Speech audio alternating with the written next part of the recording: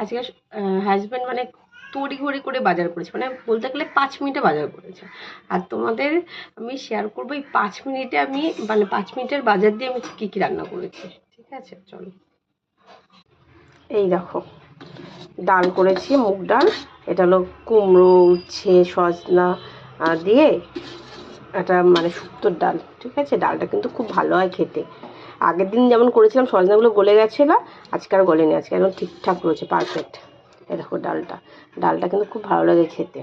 ঠিক আছে, আর একটা করেছি, এই যে আর একটা করছি মাছের ডিমের বড়া। আমি একটুখানি খেয়েছি এখান থেকে, আর হাজব্যান্ডকে একটা দিয়েছি। আর করেছি এই দেখো ঢেঁড়স আর আলু ভাজা। এটা হলো 5 মিনিটের বাজার। এটা হলো 5 মিনিটের বাজার। ঠিক আছে, এইটা আমি আজকের জন্য এটা মেনু।